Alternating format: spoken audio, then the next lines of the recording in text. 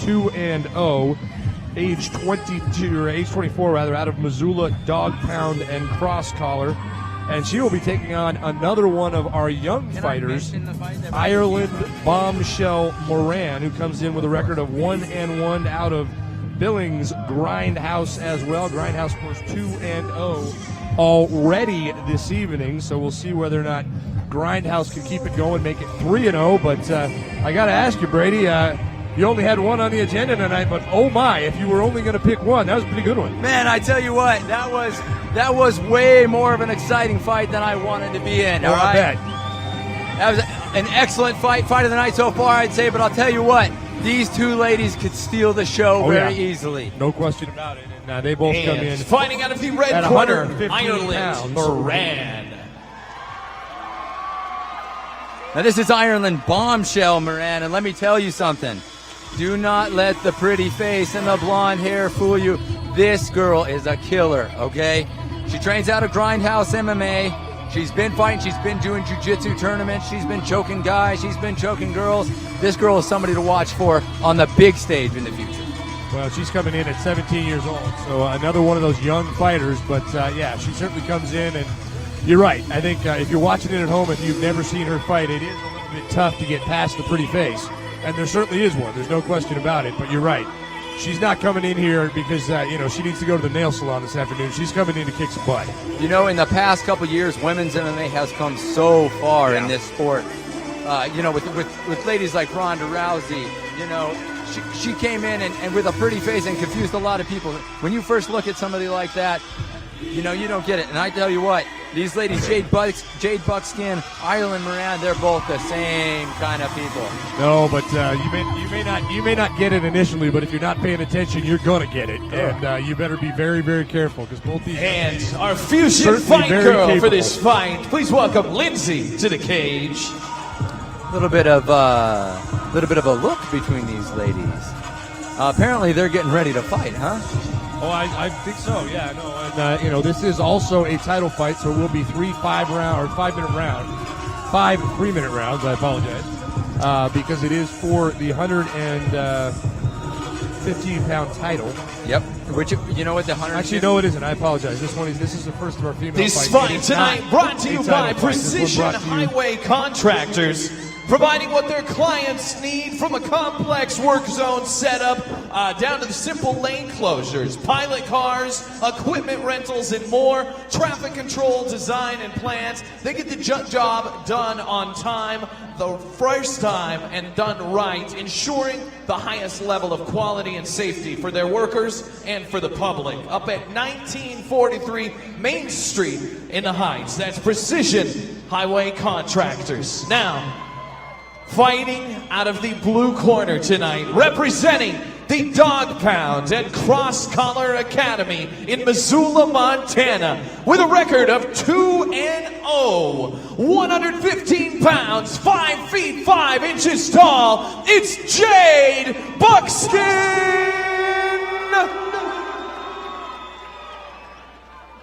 And fighting out of the red corner, representing the Grindhouse here in Billings, Montana, with a 1-1 record, 115 pounds, 5 feet 3 inches tall, it's Ireland, the Bombshell Moran! Definitely a look of confidence on both these ladies' faces. Let me tell you something. The Jade Buckskin coming in with a record of 2-0. When you're undefeated and you haven't tasted defeat, there is a certain amount of confidence that brings to you. Oh, yeah. Ireland Moran coming in at 1-1. She has tasted defeat before, but let me tell you something. She has no lack of confidence in herself. Well, she's coming in. Grindhouse is already 2-0 tonight. Yep, which is a huge thing. You wonder how much that may factor in as well. That Jade Buckskin here basically on her own. On the other hand, Bombshell over there, and she's got a lot of teammates standing over there cheering her on. She certainly doesn't want to disappoint them. And I tell you what, Dog Pound is an incredible school up in Montana. Those guys have some top fighters fighting. They get kicked off here. Kicking it off heavy. Right in it, right into the clinch. Big punches for Jade Buckskin. The lady's getting into a clinch now. Is Buckskin going to get behind her, get her up against the fence, and try and get her on the ground? Little grab on the fence, that is illegal. Try to avoid that, but it's so hard when you're about to get lifted up and dunked.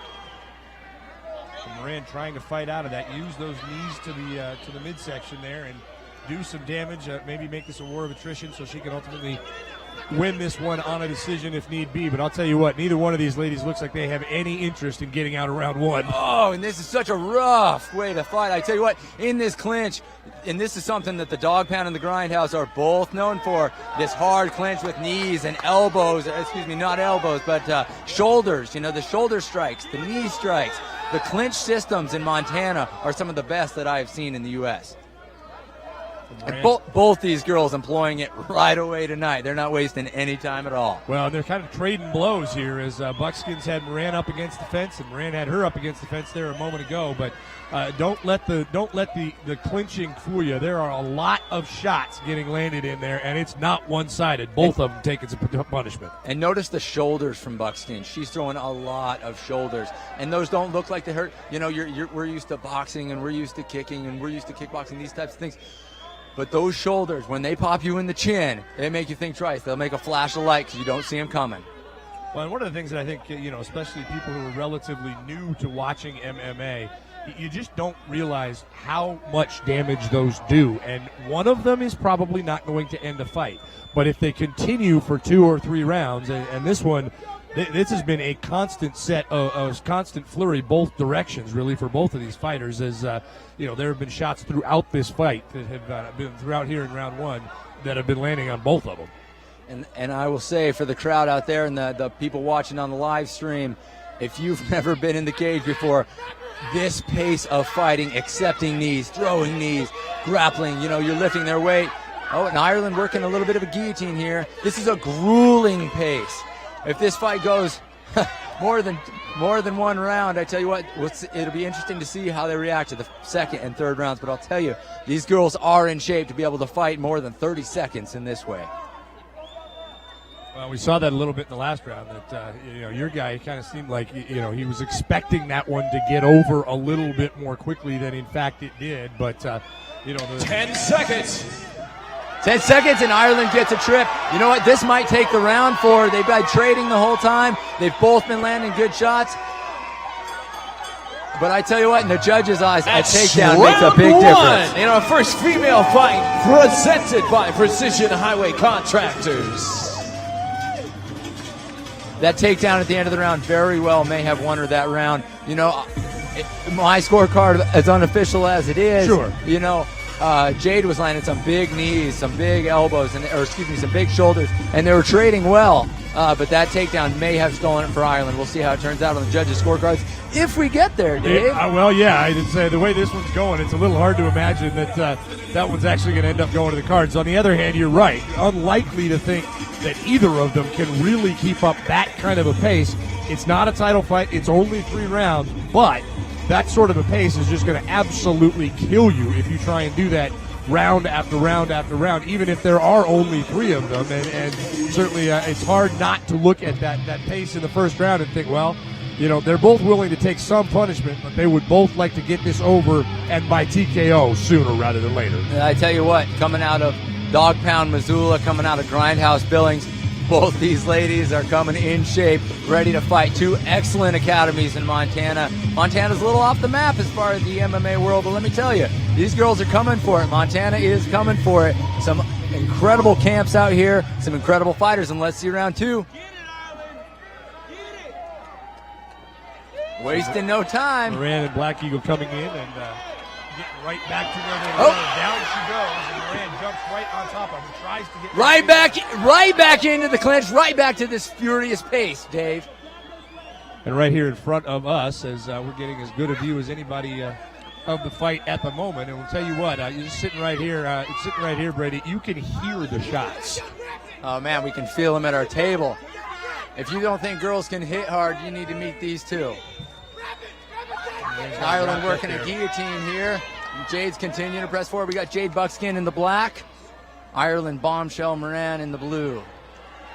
And Ireland setting up a guillotine, working that guillotine. But Jade turning her head the right way, defending the right way. Both these girls, well, you know, great representatives for women's MMA here at Fusion Fight League. Great representatives and putting on a show for the crowd here.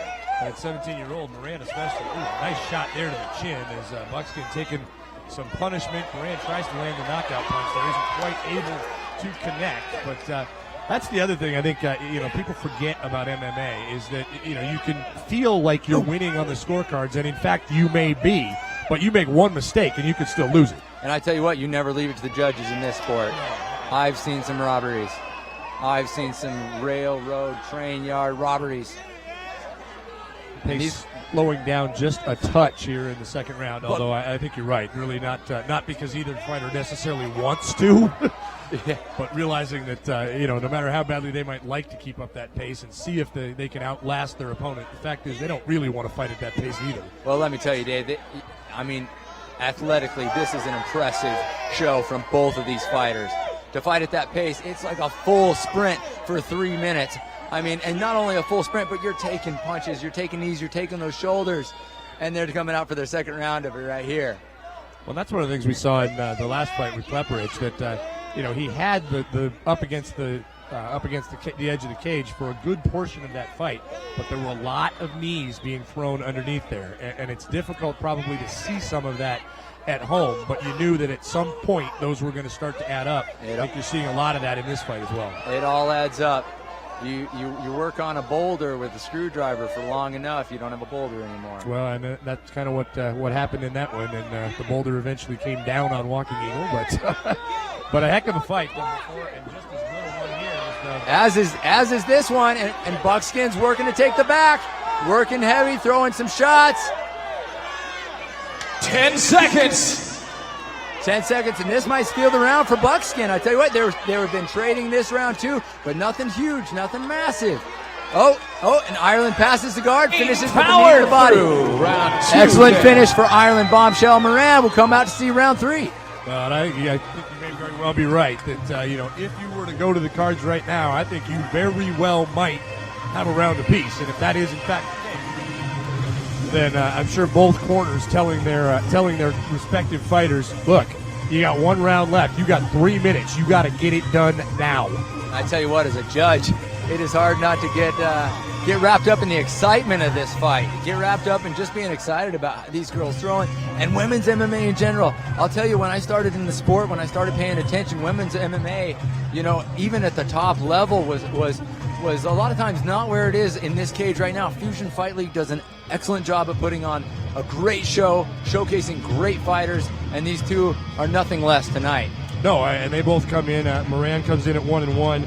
Buckskin comes in at 2-0. So not a ton of experience either way, but you certainly wouldn't know it for the first 2 rounds tonight. That they go in there, they clearly are ready.